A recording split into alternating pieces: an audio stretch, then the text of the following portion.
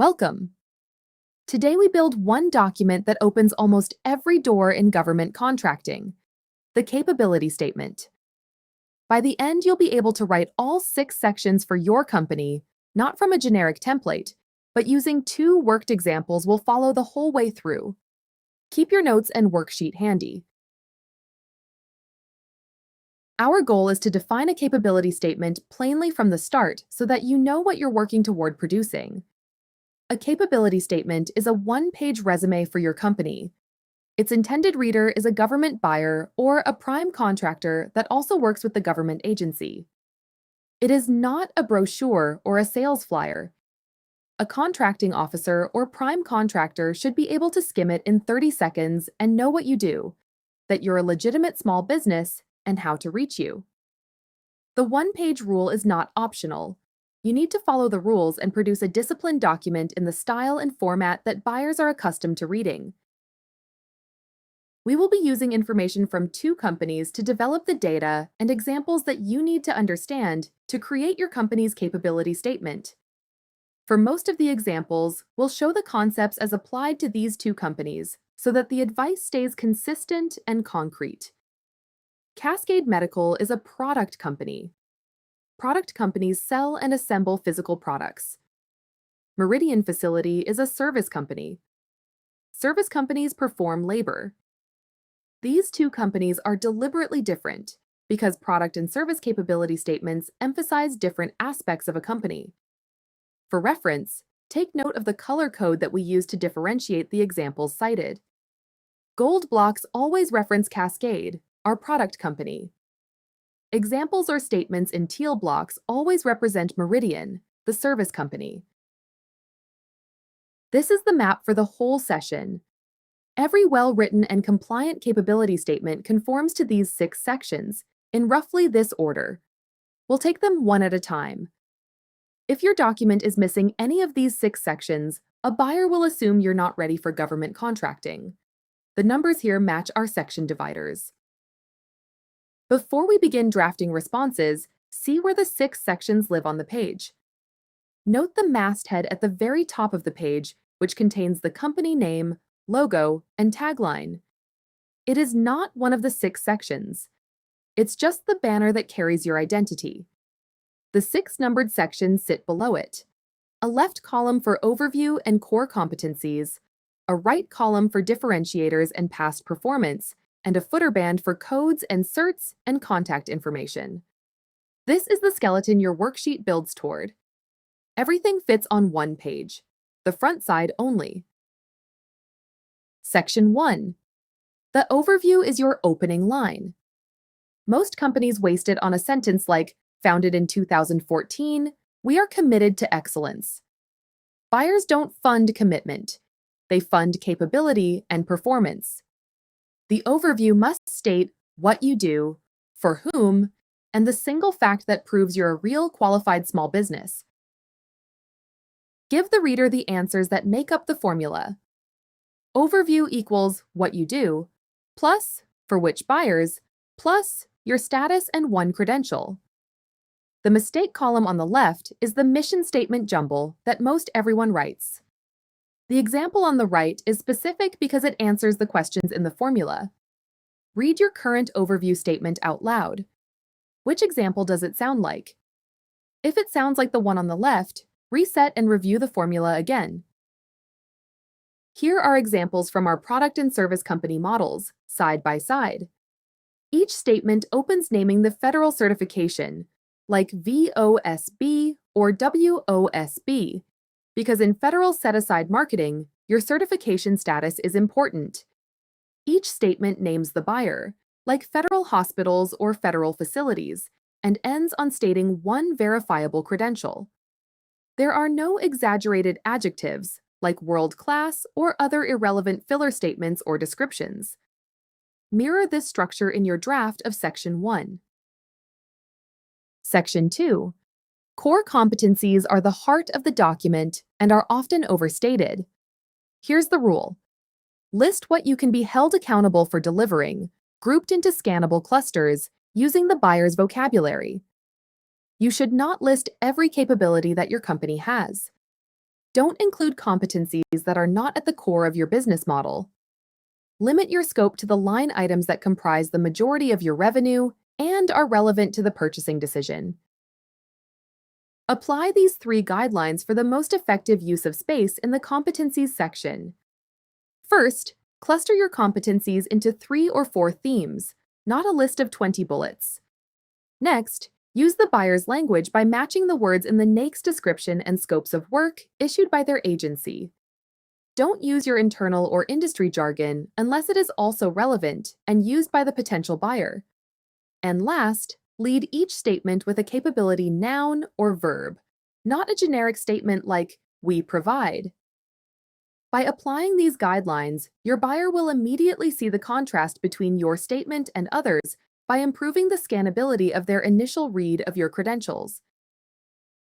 The slide shows examples for both company models in the suggested clustered form. Notice that each has exactly 4 competency groups, and the bullets read like contract line items. Cascades are product and logistics verbs, since it is a product company that needs to deliver physical product to its customers. Meridians are service and management verbs. Note that both list subcontract management as a competency. More about this capability on the next slide. Subcontracting may belong in your capability statement as a stated competency for 2 reasons. First, as a prime contractor, you can scale beyond your own headcount by managing other subcontractors, which provides additional risk protection when larger contracts are awarded. Second, you also want to be hired as a sub by larger primes. You need so signal that you're a clean, reliable, capable teaming partner. This shows how each company words it both directions. Section 3. Differentiators answer the only question a buyer is really asking. Why you instead of the next small business with the same NAICS code?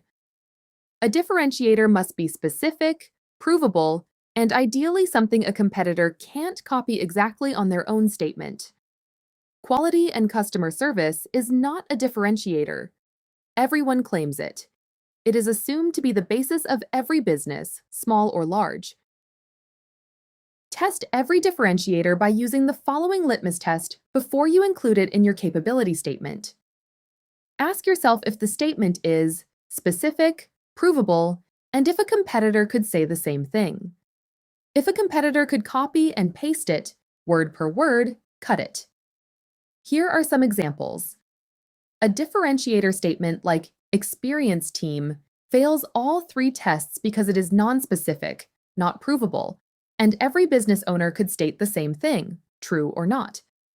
A statement like ISSA certified, 98% inspection pass rate, passes all 3 litmus tests. It is specific, provable, and it is unlikely that a competitor could say exactly the same thing. Run your current bullet points through this litmus test to see if they pass. Here is a short list of common differentiator categories that many businesses may include on their capability statement.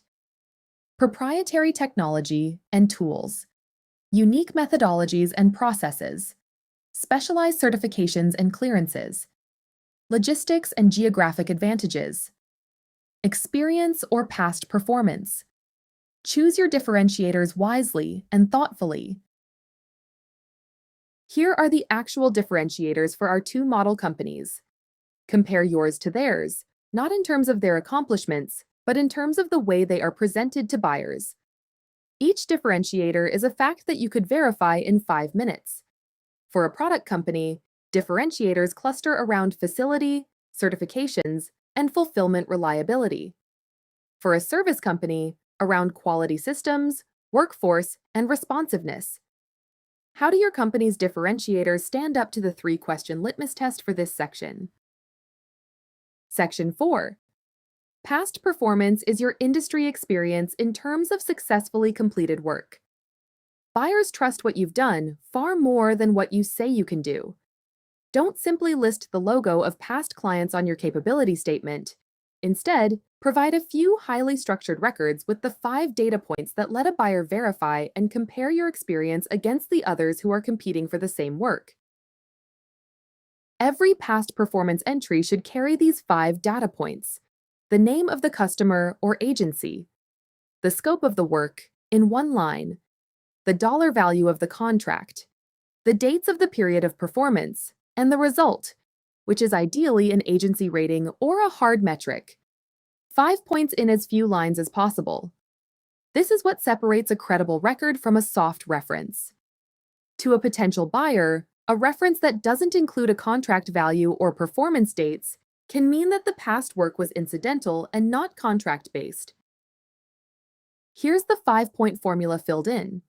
Each entry is one compact row a buyer can scan and verify. Note the CPAR's ratings are stated as exceptional or very good. These hold substantial weight, so always include them when you have them. Consider using the table format instead of writing a paragraph because it reads faster and fits more proof in less space. Section 5.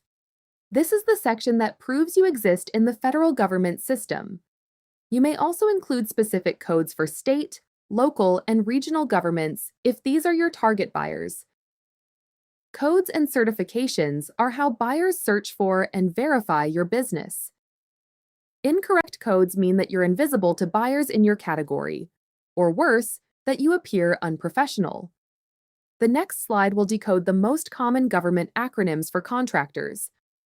Then the code sections for each of the model companies will be shown. Decode the acronyms and ensure that you know what they stand for. You shouldn't make assumptions about understanding in this section.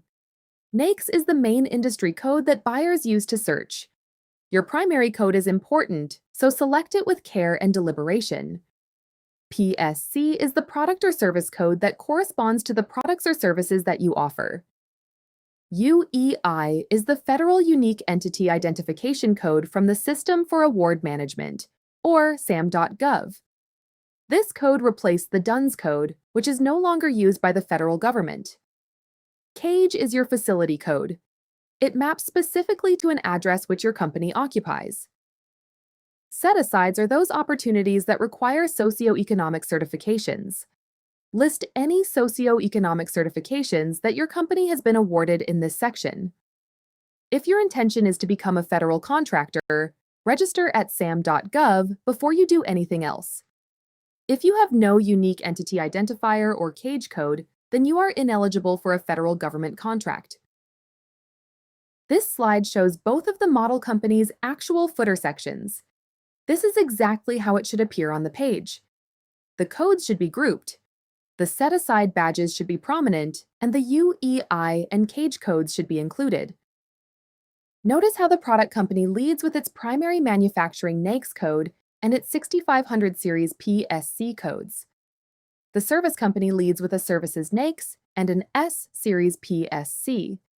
Try to use this format for your statement's footer. Section 6. The contact section is often completed incorrectly. Buyers who like your capability statement are looking for a live person with whom they can make a connection.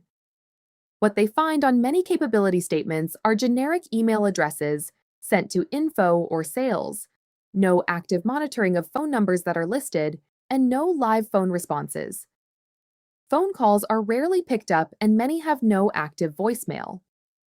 Provide a human's name, give a direct line that someone answers, and include a government-appropriate email, no Gmail, Outlook, or Yahoo.